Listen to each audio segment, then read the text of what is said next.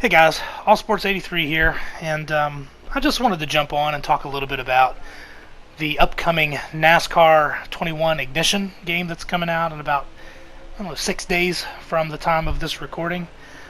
If you've watched a lot of YouTube videos about the game from YouTube content creators who were given early access to the game, it's clear that the game is broken in its current form. Parts of the game are great, like the graphics and presentation. I think there's been a kind of a general consensus with a lot of the YouTube content creators who've made videos. I'm talking about guys like Real Radman and Disco Inferno. He's done some opinion videos and used some videos of some of the other YouTube guys. Sloppy Joe, IDK Player, What If Racing, Eric Estep from Out of the Groove has done some content. You know, a lot of these guys were given early access to the game, really for the purpose of showcasing the game, and maybe even highlighting the issues with the game. And I'll talk a little bit more about that in a second. But if you watch their videos, and I highly recommend that you do, go check those videos out and check out what those guys have kind of uncovered for the NASCAR gaming community. It's very enlightening. The game is clearly broken. It's kind of mind-blowing how far off the game is right now. I'm shocked. I'm actually shocked that we're this far along, and it seems like the game is this far behind. And honestly, my first thought about this, and really maybe first speculation about this, is I might be convinced that the people involved with creating this game aren't truly NASCAR fans. There are just too many NASCAR related issues that if I were a developer at Motorsport Games, and I'm a pretty big NASCAR fan, and I watch it pretty faithfully, I could not let the version of the game that I've seen on YouTube from these creators, these YouTube content creators, I could not let that version of the game leave the building in any form. The inconsistency with cautions, the yellow line rule, which by the way is only supposed to take place at super speedways, and it only is supposed to take effect if you've advanced your position below the yellow line at super speedways. There are races in some of these YouTube videos where at Las Vegas you go below the yellow line and you're running by yourself and get black flag. As a NASCAR fan, if I were a part of the development of this game, I wouldn't even let that leave the building, physically or digitally or whatever. The damage repair visuals, I think they look awful. I might be on an island with that. I think it looks terrible. You're cutting on a car, which looks cool, but then it's cutting on the wrong spot. The aftermath of repairing damage means the car doesn't look any different than when you wrecked it. This makes zero sense. Pit Road. I have made 2 or 3 different videos about how awful of an approach I think NASCAR gaming developers utilize or don't utilize Pit Road. Pit Road is such a vital strategy and such a vital part of NASCAR racing. I think that Pit Road should be something that the player actively participates in. We should not be watching videos. I feel like I'm a little bit on an island with this as well. But it's like making a football game and saying you can't play the special teams plays. You just have to watch them. You watch punts. You watch field goals. I don't get this. I don't understand this at all. Now, with that said, I think sending this broken game to YouTube content creators was brilliant. I think it was a brilliant move on Motorsport Games' part. Now, it was only brilliant if they utilize it properly, and this is my speculation. I hope I'm right about this, because if I'm wrong, then we're in trouble. I think they started to realize how far off they were.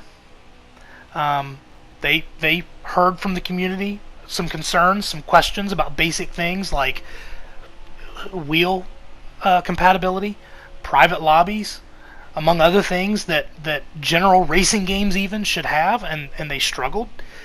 And I think they realized that they were pretty far off. And so what they did is I think they on purpose sent what they had to these content creators for YouTube, for these YouTube channels, so that people could see how far off they were and so they could get some information from this community so they can start prioritizing what they need to fix. And I hope that's true. I hope that's why they did this. Now, I think they know they're in DEFCON catastrophe right now. And they really didn't have anywhere else to turn but to those who are going to be buying the game. Now, the real problem is that I think it may be too late. I'm afraid it's too late.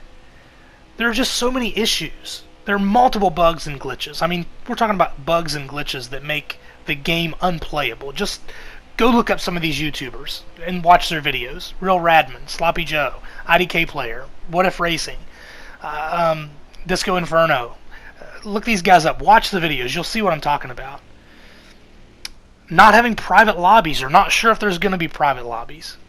I mean, these things are big deals for this game. And it took 2 years to get to this point, or almost 2 years to get to this point, to this broken version of the game. So it doesn't give me great confidence that these issues can be resolved in a couple of weeks or even a couple of months after release. So that's one major concern that I have. But I will tell you this. I am going to buy the game. I've already set pre-order. I'm going to get it because I want to have this conversation. I want it to continue. And that kind of leads me into the second half of this video. I want to talk really for a minute to these YouTube content creators. If you're watching, thank you. I want to be a part of the conversation. First, thanks for the things that you guys do. I've enjoyed watching your videos and learning from you about things to expect, and you've helped me think about and understand things about these games that I had not thought of before. And so I hope when I contribute to the conversation, I hope you take it with the best interest at heart. And the first is that, be careful how you contribute to this situation. And I don't want to do the same. I'm talking to myself as well. I mean, I'm a small content creator. I really just highlight videos for my league, but just be careful how you contribute to the situation. I'm with you on how frustrating it is to continually have issues with NASCAR games. I run an online league, and I share your concerns. But remember, there are worse alternatives to being critical over NASCAR games. And that's not having NASCAR games to critique at all. I know that the YouTuber Disco Inferno, he says it all the time. He's rooting for these game developers. He wants them to do well. And I couldn't agree more with that sentiment. I mean, without them, we wouldn't have NASCAR games. And I can tell you, back before Technics started developing NASCAR games, there was a period where we just didn't think we were going to get a game ever again. And those were bad times. I don't want to go back to those days. Now, to be clear, I'm not saying anyone should sugarcoat their concerns. By all means, tell the truth and do it straightforward. That's the best form of communication.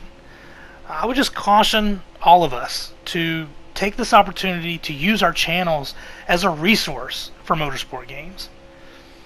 Let me give an example. I mean, there's a difference between critiquing a game with brutal honesty and then just bad-mouthing a developer and telling viewers not to buy the game.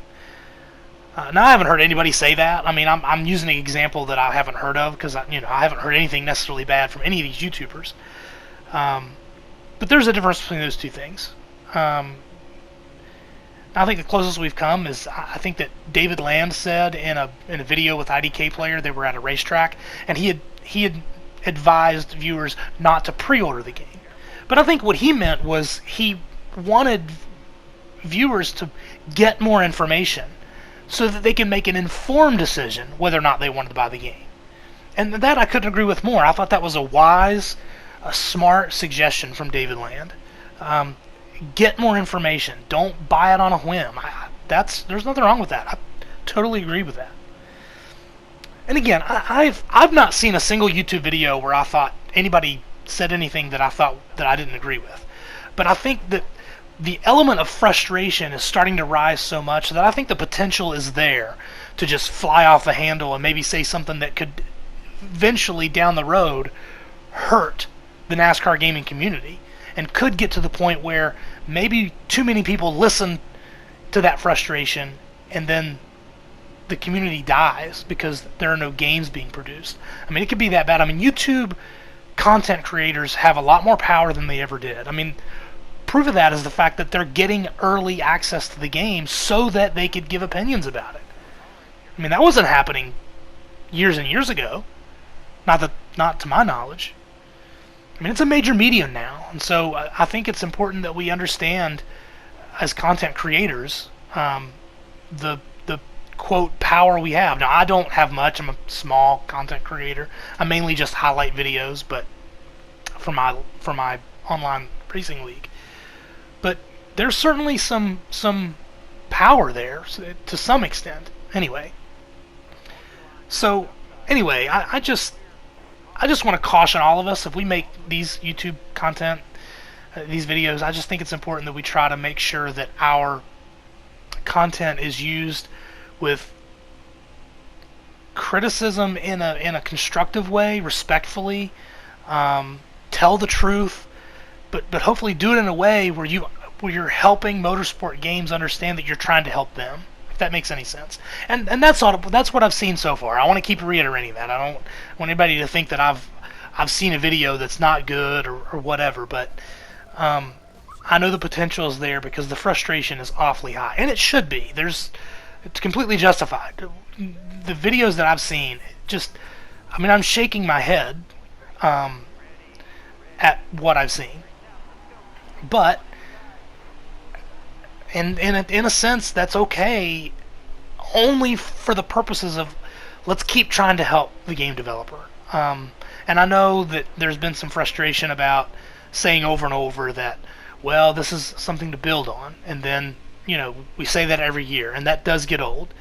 But at the same time, I don't want to make motorsport games pay for the sins of 704 games, or 704 games to pay for the sins of you Technics. I get the frustration, but it seems like this game has changed hands so many times, and that in and of itself is frustrating. But at the same time, the reason why is because they can't seem to get it right. So I'm with you on the frustration, but let's just, for me, stay the course and try to continue to give constructive criticism, try to be a support, a help for the game developers, and do everything we can to help them and be a resource for them. And again, that's what I've seen so far. I just hope that we kind of stay the course on that. Anyway, thanks for hearing my lament about the new NASCAR 21 Ignition game. Sorry I don't have any other content other than some of the gameplay from NASCAR Heat 5. That's kind of what we're doing. I'm kind of limited in what I produce. I didn't have any permissions from anybody to use any other types of video, so I didn't want to assume that. So I'm just throwing out video from races that I've done. But as I keep thinking about this, I might continue to do more videos like this. Feel free to comment in the comment section below and help me take part of the conversation. I certainly would love to keep talking about it and take part in the conversation, and maybe even somehow get a conversation going with motorsport games. Maybe this video can start an additional conversation to what is happening already with these other YouTube content creators who do a good job. Maybe I can help in some way. So that we continue to have NASCAR games in the future, and hopefully they can just continue to get better. But we have a long way to go based on what I've seen so far. But yeah, anyway, jump in, join the conversation. I'd be happy to continue talking this out and thinking about it, and trying to figure out a way to somehow contribute moving forward. So anyway, thanks guys for watching, and we'll see you next time. Have a good one.